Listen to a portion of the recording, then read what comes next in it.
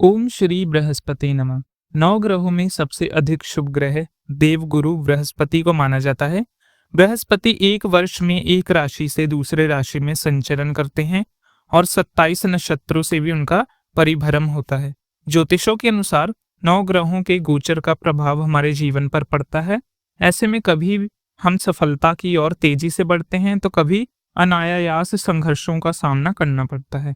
इनका मुख्य कारण है इन 9 ग्रहों की राशियों में परिवर्तन है, क्योंकि देवगुरु बृहस्पति सभी ग्रहों में सबसे बड़े और सबसे शुभ ग्रह हैं, इसलिए उन्हें गुरु ग्रह कहा जाता है। देवगुरु ग्रह बृहस्पति जी की पूजा करने से सभी अन्य ग्रहों का भी शुभ फल प्राप्त होने लगता है। देवगुरु बृहस्पति जी की पूजा गुरुवार के दिन करने के बाद कथा का श्रवण करने से भी मनोकामना पूर्ण होती है और सभी नवग्रहों का शुभ आशीर्वाद भी प्राप्त होता है। तो आइए श्रद्धालुओं देवगुरु बृहस्पति का स्मरण करते हुए आज बृहस्पति व्रत की कथा का शुभारंभ करते हैं। आप सुनेंगे कथा बृहस्पति की। तो बृहस्पति व्रत की पौराणिक कथा के अनुसार प्राचीन समय की बात है। भारतवर्ष में एक राजा राज्य करता था। वह बड़ा प्रतापी और दानी था। वह नित्य प्रति मंदिर में भगवान के दर्शन करने जाता। वह ब्राह्मण और गुरुओं की सेवा किया करता था। उसके द्वारा से कोई भी याचक निराश होकर नहीं जाता। वह प्रत्येक गुरुवार को व्रत रखता और पूजन करता। हर दिन गरीबों की सहायता करता था, परंतु ये सब बात उसकी रानी को अच्छी नहीं लगती थी। वह ना तो व्रत करती थी, ना किसी को भी एक पैसा दान में देती थी। राजा से भी ऐसा करने को मना किया करती थी। एक समय की बात है, राजा शिकार खेलने वन को चले गए। घर में रानी और दासी थी। उस समय गुरु बृहस्पति साधु का रूप धारण करके राजा के दरवाजे पर भिक्षा मांगने आए। साधु ने रानी से भिक्षा मांगी। वह कहने लगी, साधु महाराज, मैं इस दान में पुण्य से तंग आ गई हूँ। इस कार्य के लिए मेरे पति देव ही बहुत हैं। अब आप ऐसी कृपा करो, हमारा सारा धन नष्ट हो जाए और मैं आराम से रह सकूं। साधु रूपी बृहस्पति देव ने कहा, हे देवी, तुम बड़ी विचित्र हो। संतान और धन से कोई दुखी नहीं होता, ये तो सभी को चाहिए होता है। पापी भी पुत्र और धन की इच्छा रखता है। अगर तुम्हारे पास धन अधिक है तो भूखे मनुष्यों को भोजन कराओ, ब्राह्मण को दान दो, धर्मशालाएं बनवाओ, कुएं, तालाब, बावड़ी, बाग, बगीचे आदियों का निर्माण तथा निर्धनों की कुंवारी कन्याओं का विवाह कराओ और यज्ञ आदि करो। इस प्रकार से कर्मों से आपके कुल का और आपके नाम प्रलोक में सार्थक होगा और स्वर्ग की प्राप्ति होगी। किंतु रानी साधु की इन बातों से खुश नहीं हुई। उसने कहा, हे साधु महाराज, मुझे ऐसा धन की बिल्कुल आवश्यकता नहीं जिसको मैं अन्य लोगों को दान दूं या जिसके रखने और संभालने से मेरा सारा समय नष्ट हो जाए। तब साधु ने कहा, हे देवी, अगर तुम्हारी ऐसी ही इच्छा है तो जैसा मैं तुम्हें बताता हूँ वैसा ही करना। बृहस्पति के दिन घर में गोबर से लीपना और केशों को पीली मिट्टी से धोना। राजा से कहना वह दाढ़ी कटवाए, भोजन में मांस मदिरा खाना, कपड़ा धोबी के यहाँ धुलने देना। इस प्रकार 7 बृहस्पतिवार करने से तुम्हारा सब धन नष्ट हो जाएगा। ऐसा कहकर साधु महाराज रूपी बृहस्पति देव अंतर ध्यान हो गए। रानी ने साधु के कहे अनुसार 7 बृहस्पतिवार तक वैसा ही करने का विचार किया। साधु के बताए अनुसार कार्य करते हुए केवल 3 बृहस्पतिवार ही बीते थे कि उसकी समस्त धन संपत्ति नष्ट हो गई। भोजन के लिए दोनों समय परिवार तरसने लगा तथा संसारिक भोगों से दुखी रहने लगे। तब वह राजा रानी से कहने लगा, रानी, तुम यहाँ पर रहो, मैं दूसरे देश जाकर आता हूँ, क्योंकि वहां पर मुझे सभी मनुष्य जानते हैं, इसलिए मैं यहाँ कोई काम नहीं कर सकता। मैं परदेश जा रहा हूँ, कोई काम धंधा करूंगा, शायद हमारे भाग्य बदल जाएं। ऐसा कहकर राजा परदेश चला गया। वह जंगल से लकड़ी काट कर लाता और शहर में बेचता। इस तरह जीवन व्यतीत करने लगा। इधर राजा के बिना रानी और दासियां दुखी रहने लगी। किसी दिन भोजन मिलता तो किसी दिन जल पीकर ही रह जाती। एक बार रानी और दासियों को 7 दिन तक बिना भोजन के रहना पड़ा। तो रानी ने अपनी दासी से कहा, हे दासी, ये पासी की नगरी में मेरी बहन रहती है, वह बड़ी धनवान है, तो उसके पास जा और वहां से 5 शर बेजर मांग कर ला, जिससे कुछ समय के लिए गुजारा हो जाए। दासी रानी की बहन के पास गई। रानी की बहन उस समय पूजा कर रही थी और उसने बृहस्पतिवार का व्रत धारण किया हुआ था। रानी की बहन से कहा, रानी, मुझे आपकी बहन ने भेजा है, मुझे 5 शेर बेजर दे दो। दासी ने ये बात अनेक बार कही, परंतु रानी की बहन ने कोई उत्तर नहीं दिया, क्योंकि उस समय वह बृहस्पति की कथा सुन रही थी। जब दासी को रानी की बहन से कोई उत्तर नहीं मिला तो वह बहुत दुखी हुई और क्रोध भी आया। वह लौटकर रानी से बोली, हे रानी, आपकी बहन तो बहुत घमंडी है। वह छोटे लोगों से बात नहीं करती, मैंने उसे बहुत बार कहा लेकिन उसने कोई उत्तर नहीं दिया और मैं वापस चली आई। रानी बोली, हे दासी, इसमें उसका कोई दोष नहीं है। जब बुरे दिन आते हैं तब कोई सहारा नहीं देता। अच्छे बुरे का पता विपरीत में ही लगता है। अब तो जो ईश्वर की इच्छा होगी वही होगा।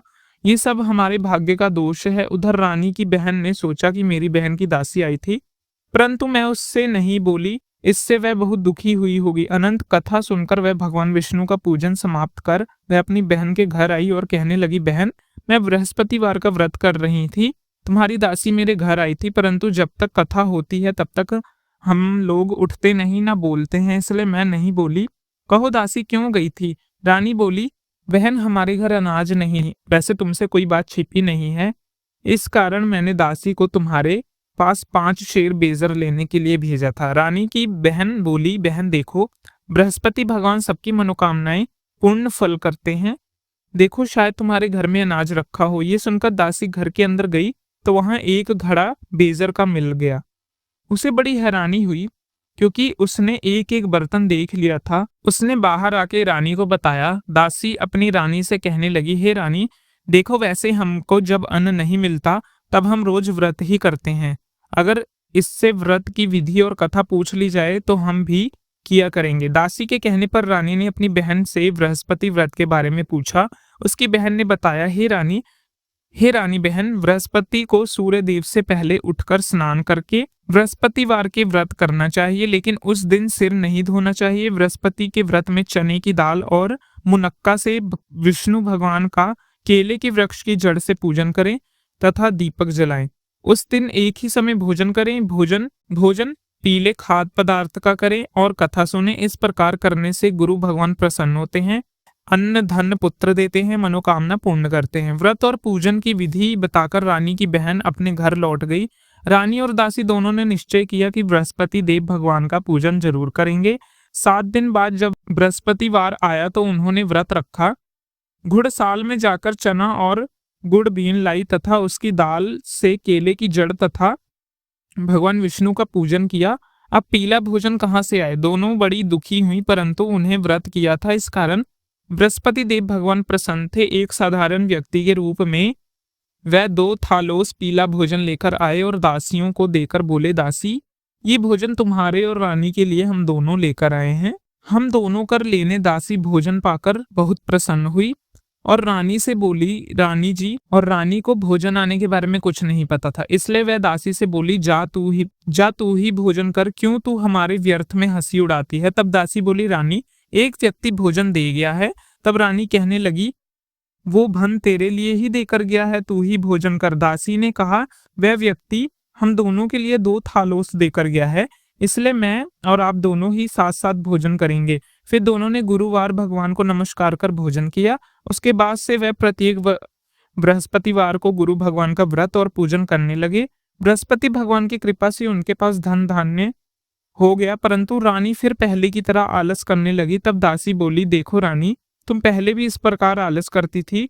तुम्हें धन रखने में कष्ट होता था, इस कारण सभी धन नष्ट हो गया। अब गुरु भगवान की कृपा से धन मिला है तो तुम फिर से आलस कर रही हो। बड़ी मुसीबतों के बाद हमें ये धन पर्याप्त हुआ है, इसलिए हमें दान पुण्य करना चाहिए। तुम भूखे मनुष्यों को भोजन कराओ, खिलाओ पिलाओ, ब्राह्मणों को दान दो, कुआं तालाब बावड़ी आदि का निर्माण कराओ, मंदिर पाठशाला बनवाकर दान दो, कुंवारी कन्याओं का विवाह करवाओ, धन और शुभ कार्यों में खर्च करो। तुम्हारा कुल का यश बढ़ेगा और स्वर्ग प्राप्त होगा और पितृ भी प्रसन्न होंगे। दासी की बात मानकर रानी ने इससे सभी प्रकार से क्रम करना प्रारंभ कर दिया, जिससे उनका काफी यश फैलने लगा। एक दिन रानी और दासी आपस में विचार करने लगी, न जाने राजा किस दशा में होंगे, उनकी कोई खबर खोज ही नहीं है। उन्होंने बृहस्पति देव से प्रार्थना की। तब भगवान ने रात्रि में राजा को सपने में कहा, राजा उठ, तेरी रानी तुमको याद कर रही है, अपने देश को वापस लौट जा। राजा प्रातःकाल उठकर जंगल से लकड़ियां काटकर लाने के लिए जंगल की ओर चल पड़ा। जंगल से गुजरते समय सोचने लगा, रानी की गलती से उसको कितना दुख भोगना पड़ा। राजपाट छोड़कर उसे जंगल में आकर रहना पड़ रहा है, जंगल से लकड़ियां काटकर बेचकर गुजारा करना पड़ रहा है। उस समय उस जंगल में बृहस्पति देव एक साधु का रूप धारण करके आए और राजा के पास आकर बोले, हे लकड़हारे, तुम सुनसान जंगल में किस चिंता में बैठे हो, मुझे बतलाओ। ये सुनकर राजा की आंखों में आंसू भर आए और साधु की वंदना कर कर बोला, हे प्रभु, आप सब कुछ जानने वाले हैं। ऐसा कहकर राजा ने साधु को अपनी संपूर्ण कथा सुना दी। महात्मा दयालु होते वह राजा से बोले, राजा, तुम्हारी पत्नी ने बृहस्पति देव के प्रति अपराध किया था, जिसके कारण तुम्हारी ये दशा हुई। अब तुम किसी भी प्रकार की चिंता मत करो, भगवान तुम्हें पहले से अधिक धन देगा। देखो, तुम्हारी पत्नी ने बृहस्पतिवार का व्रत करना प्रारंभ कर दिया है। अब तुम भी बृहस्पति का व्रत करके चने की दाल और गुड़ जल के लोटे में डालकर केले का पूजन करो, फिर कथा कहो और सुनो। भगवान तुम्हारी सब मनोकामना पूर्ण करेगा। साधु को प्रसन्न देखकर राजा बोला, हे प्रभु, मुझे लकड़ी बेचकर इतना पैसा नहीं मिलता जिससे भोजन करने के उपरांत कुछ बचा सकूं। मैंने रात्रि में अपनी रानी को व्याकुल देखा है। मेरे पास कोई साधन नहीं जिससे समाचार जान सकूं। फिर मैं बृहस्पति देव की क्या कहानी कहूं? मुझे तो कुछ भी नहीं मालूम। हे साधु ने कहा, हे राजन, तुम किसी बात की चिंता मत करो। बृहस्पति के दिन तुम रोजाना की तरह लकड़ियां लेकर शहर में जाओ। रोज से 2 गुना धन प्राप्त होगा। तुम भली भांति भोजन कर लोगे। बृहस्पति देव की पूजा का सामान भी आ जाएगा। बृहस्पति की कथा इस प्रकार है। प्राचीन काल में एक बहुत ही निर्धन ब्राह्मण था। उसकी कोई संतान नहीं थी। वह नित्य पूजा पाठ करता, परंतु उसकी पत्नी बहुत मालीन होती थी। मालीन होने के साथ रहती थी। वह ना तो स्नान करती और ना ही किसी देवता का पूजन करती। प्रातःकाल उठते ही सबसे पहले भोजन करती, बाद में अन्य कार्य करती। ब्राह्मण देवता बहुत दुखी रहते थे। पत्नी को बहुत समझाते, किंतु परिणाम नहीं निकलता। भगवान की कृपा से ब्राह्मण की पत्नी के कन्या उत्पन्न हुई। वह कन्या अपने पिता के घर में बड़ी होने लगी। वह बालिका प्रातः स्नान करके भगवान विष्णु का जप करती। वह बचपन से ही बृहस्पतिवार का व्रत भी करने लगी थी। पूजा पाठ समाप्त कर स्कूल जाती, मुट्ठी में जौ भर के ले जाती और पाठशाला के मार्ग में डालती। वहीं जो सोने के हो जाते और लौटते समय उनको घर ले आती। एक दिन वह बालिका सूप में उनके सोने को जौ को फटक कर साफ कर रही थी। तभी उसकी माँ ने देख लिया और कहने लगी, बेटी, सोने के जौ को फटकने के लिए सोना का सूप होना चाहिए। दूसरे दिन गुरुवार था। उस कन्या ने व्रत रखा और बृहस्पति देव से प्रार्थना करके कहा, हे प्रभु, मैंने सच्चे मन से आपकी पूजा की है, तो मुझे सोने का सूप दे दो। बृहस्पति देव ने उनकी प्रार्थना स्वीकार कर ली। रोजाना की तरह वह कन्या जौ फैलाती हुई पाठशाला चली गई। पाठशाला से लौटकर जब वह जौ बीन रही थी तो बृहस्पति देव की कृपा से उसे सोने का सूप मिला। उससे वह घर ले आई और उससे जौ साफ करने लगी, परंतु माँ का वही ढंग रहा। एक दिन की बात है, वह कन्या सोने के सूप में जौ साफ कर रही थी। उस समय उस नगर का राजकुमार वहां से होकर निकला। उस कन्या के रूप को सोने के सूप में जो जौ साफ करते हुए देखकर वह कन्या पर मोहित हो गया। राजमहल आकर भोजन तथा जल त्याग कर उदास होकर लेट गया। राजा को जब राजकुमार द्वारा अन्न जल त्यागने का समाचार मिला तो वह अपने मंत्रियों के साथ अपने पुत्र के पास आए और बोले, बेटा, तुम्हें किस बात का कष्ट है? किसी ने अपमान किया अथवा कोई और कारण है? मुझे बताओ, मैं वही करूंगा जिससे तुम्हारी प्रसन्नता हो। तब राजकुमार ने अपने पिता को सारी बात कही। मुझे किसी प्रकार का दुख नहीं है, किसी ने मेरा अपमान नहीं किया, परंतु उस लड़की के साथ विवाह करना चाहता हूँ जो सोने के सूप में जौ साफ कर रही थी। ये सुनकर राजा आश्चर्य में पड़ गया और बोला, हे बेटा, इस तरह की कन्या का पता तुम ही लगाओ, मैं उसके साथ तुम्हारा विवाह अवश्य ही करवा दूंगा। राजकुमार ने राजा को उस लड़की के घर का पता बतलाया। मंत्री उस लड़की के घर गए और राजा का आदेश ब्राह्मण को सुनाया। कुछ दिन बाद ब्राह्मण की कन्या का विवाह राजकुमार के साथ संपन्न हो गया। कन्या के घर जाते ही उस ब्राह्मण देवता के घर में पहले की तरह गरीबी का वास हो गया। अब भोजन के लिए भी अन्न बड़ी मुश्किल से मिलता था। एक दिन दुखी होकर ब्राह्मण अपनी पुत्री से मिलने गया। बेटी ने पिता को दुखी अवस्था को देखकर अपनी माँ का समाचार पूछा। ब्राह्मण देवता ने सभी हाल कह सुनाया। अब कन्या ने बहुत सारा धन देकर अपने पिता को विदा कर दिया। इस तरह ब्राह्मण का कुछ समय सुखपूर्वक बीता, लेकिन कुछ दिन बाद फिर वही हाल हो गया। ब्राह्मण फिर अपनी कन्या के यहाँ गया, सभी का हाल लिया और पुत्री कहने लगी, पिताजी, अब माता जी को यहाँ लिवा लो, मैं उनको वो विधि बता दूंगी जिससे गरीबी दूर हो जाए। ब्राह्मण देवता अपनी पत्नी को साथ लेकर अपनी पुत्री के यहाँ राजमहल में पहुंचा। पुत्री अपनी माँ को समझाने लगी, माँ, प्रातःकाल उठकर प्रथम स्नान आदि करके भगवान विष्णु का पूजन करो, सब दरिद्रता दूर हो जाएगी। परंतु उसकी माँ ने उसकी एक बात नहीं मानी। वे प्रातःकाल उठकर अपनी पुत्री का बचा जूठन खा लेती थी। एक दिन उसकी पुत्री को बहुत गुस्सा आया। उसने एक रात कोठरी से सारा सामान निकाल दिया और उसमें अपनी माँ को बंद कर दिया। उसमें से निकाला, स्नान आदि करा के पूजा पाठ करवाया तो उसकी माँ की बुद्धि ठीक हो गई। इसके बाद वह नियम से पूजा पाठ करती और प्रत्येक बृहस्पतिवार को व्रत करने लगी। इस व्रत के पुण्य प्रभाव से उसकी माँ भी बहुत धनवान हो गई और बृहस्पति देवता के प्रभाव से स्वर्ग को गई। वह ब्राह्मण भी सुखपूर्वक इस लोक का सुख भोगकर स्वर्ग को प्राप्त हुआ।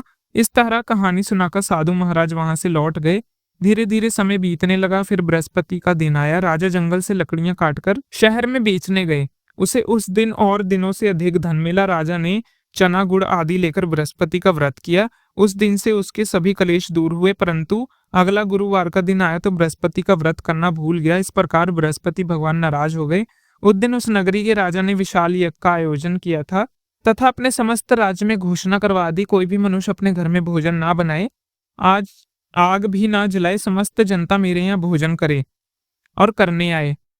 इस यज्ञ को जो नाम मानेगा उसको फांसी दी जाएगी। राजा की आज्ञा अनुसार राज्य के सभी निवासी राजा के भोजन में सम्मिलित हुए, लेकिन लक्कड़हारा कुछ देर में पहुंचा, इसलिए राजा उसको अपने साथ महल में ले गए। जब राजा लक्कड़हारे को भोजन करा रहे थे तो रानी की दृष्टि उस खोटी पर पड़ गई जिस पर उसका हार लटका हुआ था।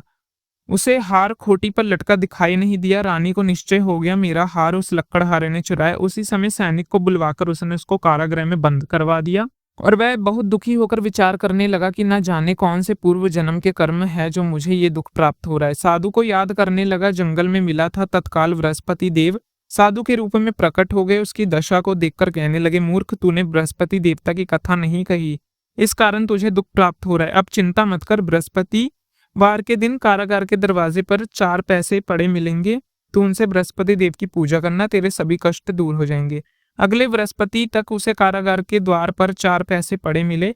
राजा ने पूजा का सामान मंगवाकर कथा कही और प्रसाद बांटा। उसी रात्रि बृहस्पति देव ने उस नगर के राजा को स्वप्न में दर्शन दिए और बोला, राजा, तूने जिस आदमी को कारागृह में बंद कर दिया है वह निर्दोष है। राजा प्रातःकाल उठा और खूंटी पर हार टंगा देखकर लक्कड़हारे को बुलाकर क्षमा मांगी तथा राजा के योग्य सुंदर वस्त्र आभूषण भेंट कर दिए और उसे विदा कर दिया। गुरुदेव की आज्ञा अनुसार राजा अब अपने नगर को चल दिया। राजा जब नगर के निकट पहुंचा तो बड़ी आशा हुई और नगर से सबसे पहले अधिक बाग, तला और कुएं तथा बहुत सी धर्मशाला, मंदिर आदि बने हुए। राजा ने पूछा, ये किसका बाग और धर्मशाला है? नगर के सब लोग कहने लगे, ये रानी और दासी द्वारा बनवाया गया है। राजा को आश्चर्य हुआ और गुस्सा भी आया कि जब रानी ने खबर सुनी कि राजा आ रहे हैं तो उसने अपनी दासी से कहा, हे दासी, देख, राजा हमको कितनी बुरी हालत में छोड़ गए थे, अब हमारी ऐसी हालत देखकर लौट ना जाएं, इसलिए तो दरवाजे पर खड़ी हो जा। रानी की आज्ञा अनुसार दासी दरवाजे पर खड़ी हो गई। अब राजा आए तो उन्हें साथ महल में लेवा लाई। तब राजा ने क्रोध करके अपनी तलवार निकाली, पूछने लगा, बताओ ये धन तुमने कैसे प्राप्त किया? तब रानी ने बताया कि धन बृहस्पति देव के व्रत के प्रभाव से प्राप्त हुआ है। राजा ने तब निश्चय किया कि 7 रोज बाद तो सभी बृहस्पति देव का पूजन करते हैं, परंतु मैं रोजाना दिन में 3 बार कथा कहा करूंगा तथा रोज व्रत किया करूंगा। अब हर समय राजा के दुपट्टे में चने की दाल बंधी रहती थी। दिन में 3 बार वह कथा कहता और एक दिन राजा ने विचार किया, चलो अपनी बहन के यहाँ आवे। इस तरह का निश्चय कर राजा घोड़े पर सवार होकर अपनी बहन के यहाँ चल पड़ा।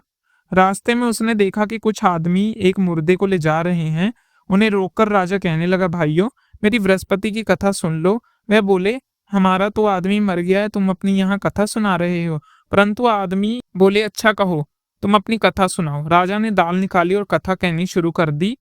जब आधी कथा पूरी हुई तो मुर्दा हिलने लगा। जब कथा समाप्त हुई तो राम राम करके वह मनुष्य खड़ा हो गया। राजा आगे बढ़े तो चलते चलते शाम हो गई। आगे मार्ग में उसे किसान खेत में हल चलाता मिला। राजा उसे बोला, अरे भैया, तो मेरी बृहस्पतिवार की कथा सुन लो। किसान बोला, जब तक मैं तेरी कथा सुनूंगा तब तक 4 हरैया जोत लूंगा, अपनी कथा किसी और को सुना। राजा आगे चलने लगा। राजा के हटते ही बैल पछाड़ कर गिर गया तथा किसान के पेट में बहुत जोर से दर्द होने लगा। उसी समय किसान की माँ रोटी लेकर आई। उसने जब अपने पुत्र को ऐसी हालत में देखा तो दौड़ी दौड़ी घुड़सवार के पास गई और उससे बोला, मैं तुम्हारी कथा सुनूंगी, तू अपनी कथा मुझे सुना। और उसने अपनी दाल की पोटली खोली और कथा सुनाने लगा। उसी क्षण किसान एकदम स्वस्थ हो गया। अपनी बहन के घर पहुंचा। राजा अब अपनी बहन के घर पहुंचा। बहन ने भाई की खूब मेहमान की। दूसरे दिन प्रातःकाल राजा जगा तो देखा कि सब लोग भोजन कर रहे हैं। राजा ने अपनी बहन से पूछा, ऐसा कोई मनुष्य नहीं जिसने भोजन ना किया हो, जो मेरी बृहस्पतिवार की कथा सुन ले? तो बहन बोली, भैया, ये देश है, यहाँ पहले भोजन होता है, बाद में अन्य काम। अगर पड़ोसियों में कोई है तो देख कर आती हूँ। ऐसा कहकर बहन देखने चली गई उसे कोई भी व्यक्ति नहीं मिला। एक कुमार के घर गई जिसका लड़का बीमार था। पता चला था कि उसके यहाँ 3 दिन से भोजन नहीं है, ना ही किसी ने भोजन किया। रानी ने अपने भाई की कथा सुनने के लिए कुम्हार से कहा। वह तैयार हो गया। राजा ने जब बृहस्पतिवार की कथा कही और सुनकर उसका लड़का ठीक हो गया। अब तो राजा की प्रशंसा होने लगी। एक दिन राजा ने अपनी बहन से कहा, बहन, अब मैं अपने घर जा रहा हूँ, तुम भी तैयार हो जाओ। राजा की बहन ने अपनी सास से भाई के साथ जाने की आज्ञा मांगी। सास बोली, चली जा, परंतु अपने लड़के को मत ले जाना, क्योंकि तेरे भाई की कोई संतान नहीं होती। बहन ने अपने भाई से कहा, हे भैया, मैं तो चलूंगी, परंतु कोई बालक नहीं जाएगा। राजा ने कहा, जब कोई बालक नहीं चलेगा तो तुम भी जाकर क्या करोगी। दुखी मन से राजा अपने नगर को वापस लौट आया। राजा ने अपनी रानी से कहा, हम निसंतान हैं, हमारे घर आना कोई पसंद नहीं करता। ऐसा कहकर वह बिना भोजन आदि किए शैया पर लेट गया। रानी बोली, हे प्रभु, बृहस्पति देव ने हमें सब कुछ दिया, संतान भी अवश्य दे देंगे। उस रात बृहस्पति देव ने राजा को स्वप्न में कहा, राजा उठ, सभी सोच त्याग दे, तेरी रानी गर्भ से है। राजा को ये जानकर बड़ी प्रसन्नता हुई। 9वें महीने रानी के घर में एक सुंदर पुत्र पैदा हुआ। जब राजा की बहन ने ये शुभ समाचार सुना तो वह बहुत खुश हुई और बधाई लेकर अपने भाई के यहाँ आई। रानी ने कहा, घोड़ा चढ़कर तो नहीं आया, गधा चढ़ी आई।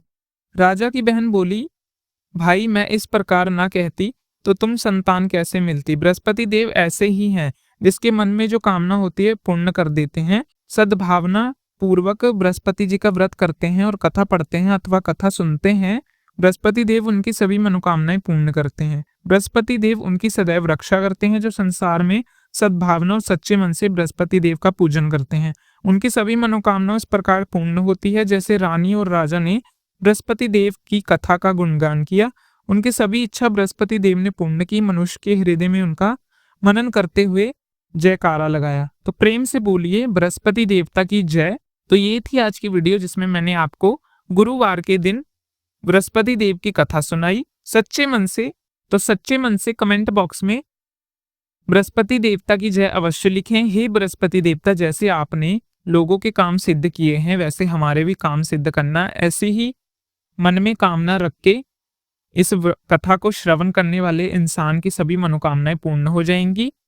तो आशा करता हूं कि आपको ये व्रत कथा अच्छी लगी तो चैनल को सब्सक्राइब करके वीडियो को लाइक जरूर करें।